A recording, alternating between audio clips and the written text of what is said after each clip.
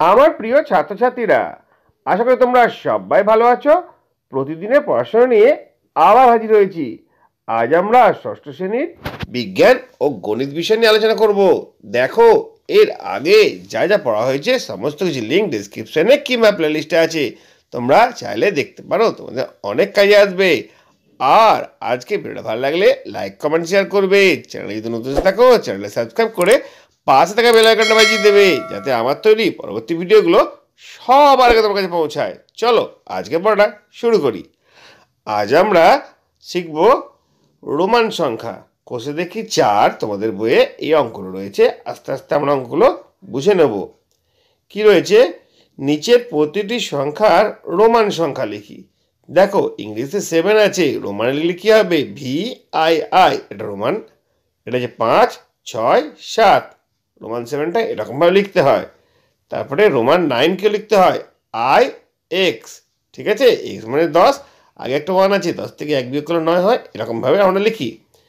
তারপরে হচ্ছে 14 আমরা কীভাবে লিখবো? দেখো, XIV, X মানে 10, IV মানে 4, 10 আর 4 14 হয়। সেরকমভাবে 25টা আমরা কীভাবে লিখবো? চলো একটু দেখে নিই। 25 হচ্ছে XXV। দেখো, 10 আর 10 20 আর 5 25, সেরকমভাবে 36 লিখতে দিয়েছে। 36 কী করে হবে? 3টে X, দেখো 3 10 30, IV মানে 6, 30 আর 6 36। এরপর রয়েছে 54 আমরা কী করে লিখবো? 54 লিখতে হলে L মানে 50 আর IV মানে 4, LIV, এটা হচ্ছে 54। তারপর আমরা লিখতে দিয়েছি, দেখো 65 কী করে লিখবো? LX, L মানে বললাম 50, X মানে 10, 50 60, আর V মানে 5, 60 আর 5 65। এরকমভাবে আমরা রোমান লেটারটা নাম্বারগুলো শিখছি। 89, দেখো 89 মানে হচ্ছে LXXXIX। L মানে হচ্ছে 50, XXX, 3টে X হচ্ছে মানে 60 70 80। তারপরে IX মানে হচ্ছে 9, 80 আর 9 89। 89টা আমরা রোমানে এরকমভাবে লিখব। এরপরে রয়েছে দেখো 90 মানে হচ্ছে XC। দেখো, C মানে হচ্ছে 100 আর X মানে হচ্ছে 10, 100 থেকে 10 বিয়োগ করে 90 হয়, এরকমভাবে লেখা হয়েছে। তারপরে রয়েছে দেখো 98, XCVIII। XC মানে বললাম 90, V মানে 5 95, তারপর 3টে I আছে মানে 96 97 98। এরকমভাবে আমরা রোমান লেটারগুলো শিখলাম। এরপরে কি দেখো, নিচের প্রতিটি রোমান সংখ্যাকে হিন্দু আরবিক সংখ্যায় লিখি। দেখো, এই যে রয়েছে IX মানে 9, আমরা জানি। VII মানে হচ্ছে 8, V দুটো I মানে হচ্ছে 7, IV মানে হচ্ছে 4, আর VI মানে হচ্ছে 6। ঠিক আছে, তারপরে কি দেখো 3টে X, 10 10 10, 3 10 30, তারপর 3টে X IX, 3টে X 30 আর IX মানে হচ্ছে 9, 30 আর 9 39। XI মানে হচ্ছে 11। তারপর দেখো XLIX, XL মানে হচ্ছে 40, IX মানে 9, 40 আর 9 49, হচ্ছে 49। XL মানে হচ্ছে 40, I মানে 1, 40 আর 1 41। নেক্সট কি আছে দেখো, LV, L মানে তো 50, V মানে 5, LV হচ্ছে 5 আর 10 55। LIX, L মানে 50, IX মানে 9, মানে হচ্ছে 50 আর 9 59, 59। LX, L মানে 50, X মানে 10, 50 আর 10 অ্যাড করলে হয়ে যাচ্ছে 60। XC মানে হচ্ছে 90, কারণ C হচ্ছে 100, X মানে হচ্ছে 10, 100 থেকে 10 মাইনাস করলে হচ্ছে 90। XC মানে হচ্ছে 90, V হচ্ছে 5, তাহলে হচ্ছে 95। দেখো আরও কিছু রয়েছে, দেখো XXVI, X মানে 10, 10 10 20, VI হচ্ছে 6, 20 আর 6 26। XI মানে হচ্ছে 11, 3টে X মানে 30, আর VI মানে হচ্ছে 36। XL মানে হচ্ছে 40, আর V মানে 5, 40 আর 5 45।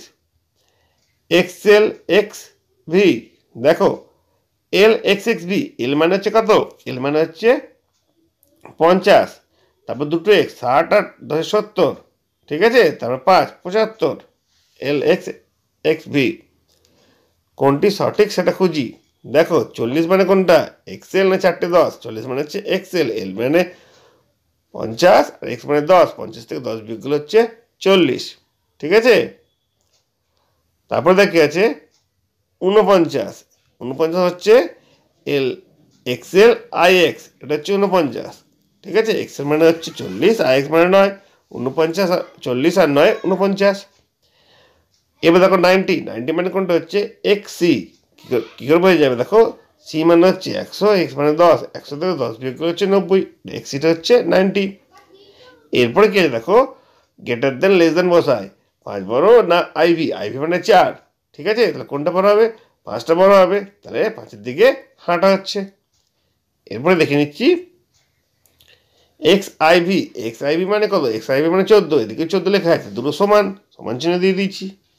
নেক্সট কে দেখো, নেক্সট হচ্ছে X I X R X X I, X I X মানে হচ্ছে 19 আর এক্স এক্স আই মানে হচ্ছে 10, 10-এ 20 আর 1-এ 21, 21টা বড়, তাহলে এই দিকে হাঁটা হবে। দেখেছো? এরপরে দেখ কি আছে, L X x Vi, L X x, এল মানে হচ্ছে 50, এক্স মানে 60 আর একটা এক্স মানে 70, ভিআই মানে হচ্ছে 6, 70 আর 6 76, দেখো 76 লেখা আছে। আর এল মানে হচ্ছে 50, এক্স এক্স মানে হচ্ছে 60 আর 70, 70 আইভি, আইভি মানে হচ্ছে 4, 70 আর 4 হচ্ছে 74, হচ্ছে 76টা বড়, তাহলে এইদিকে হাঁটা হবে। ঠিক আছে, দেখো এইভাবেই আজকের পড়াটা শেষ করলাম। এরপর আমরা পরিবেশ নিয়ে আলোচনা করে নেব। দেখো, পরিবেশ আর বিজ্ঞান এই বইতে আমরা আজকে 28 পারা থেকে পড়া শুরু করছি। এখানে তোমরা দেখতে পাবে কয়েকটা ছবি পরপর পরপর দেওয়া রয়েছে।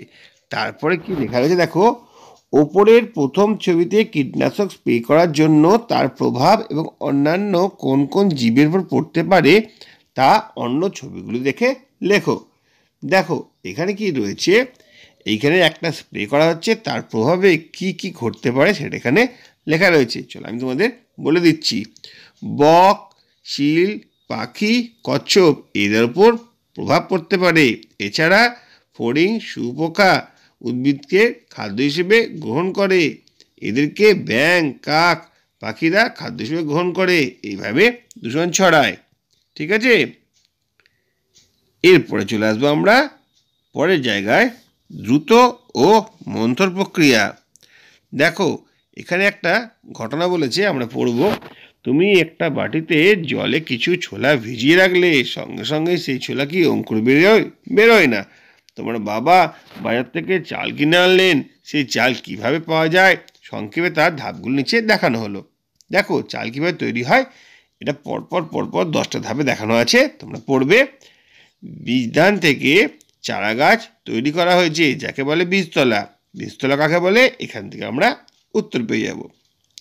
এই ধানের চারা গাছ জমিতে রোয়া হয়েছে, ধান গাছ বড় হয়েছে, সেই গাছে ফুল এসেছে, তা থেকে ধান ফলেছে, সেই ধান পুষ্ট হয়ে পেকেছে।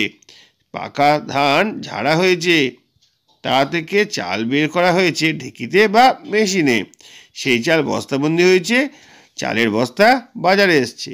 তাহলে বুঝতে পারা গেল তো তোমার বাবা যখন চাল কিনতে গেছেন তার আগে কতগুলো ধাপ হয়েছিল।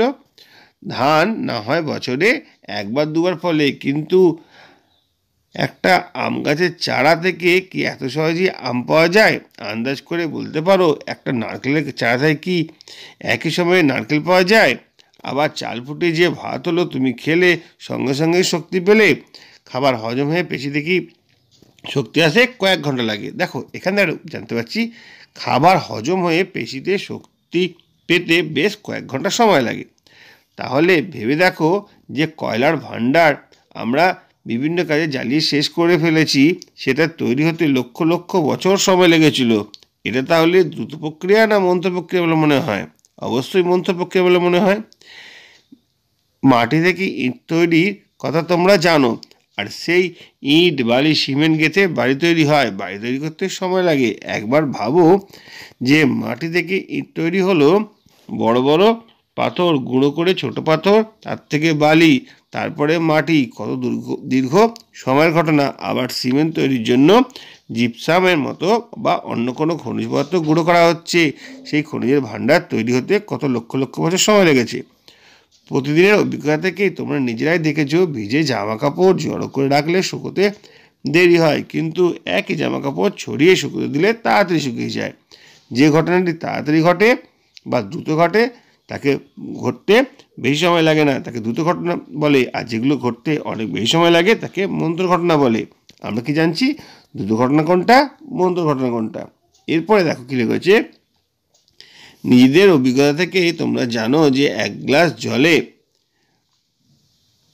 1 চামচ চিনি শুধুমাত্র ফেলে দিলে মিশতে দেরি হয়, কিন্তু গ্লাসের মধ্যে 1 চামচ দিয়ে নাড়লে তাড়াতাড়ি সেটা হয়।